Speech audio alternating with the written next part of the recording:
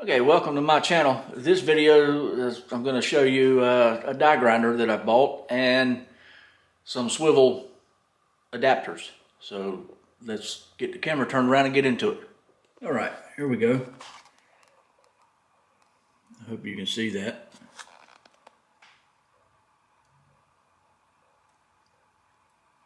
Just some swivel connectors I got for the air tools. As you can see, there's 6 in here, and I got another one. There's 6.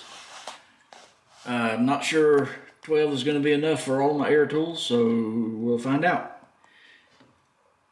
I got the Neiko right angle die grinder.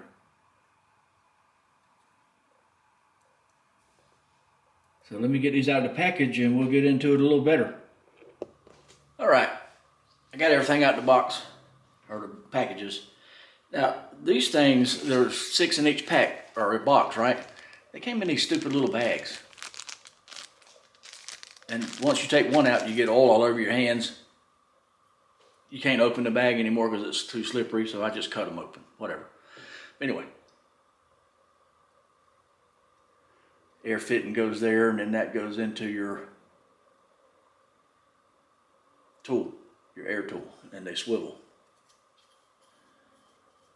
Keeps you from tangling up the air hose or taking up so much space, you know, because if the air hose has to stick off the end of the tool and not bend, then you might not be able to get it in certain places.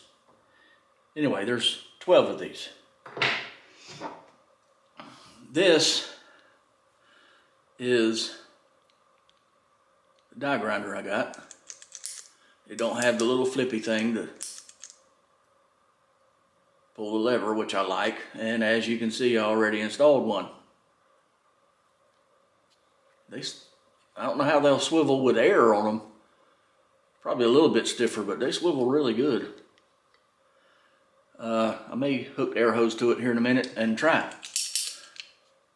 But you remember in my other video where I got the collets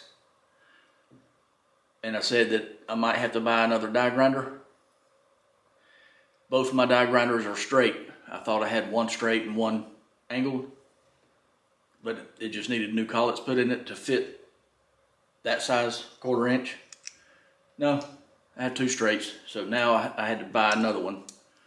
So now I got a angled one. I think this one was only like $29 or something like that. It's not bad. We'll see how long it lasts and how it works and let you know. Probably just do a comment in this video of how it works and how these swivels work. But I got 11 more I got to install on all my air tools. So let me do that. You're not going to want to watch me do that, because that's going to take some time. I got to do some Teflon tape on them. And so I'm going to turn the camera off and install all these and come back, and we'll meet over there at the toolbox and I'll show you the drawer with these installed. All right, we're back at the air tool drawer. As you can see, I still need one for that one. I may not put one on that because that's kind of a swivel anyway. But there they are, all installed. I need one for that one. I still need one for that one. And one for that one. So I need 3 or 4. So I'm going to probably order another 6-pack. That way I have a couple spares if these ever tear up or start leaking. Or I get any more air tools, right?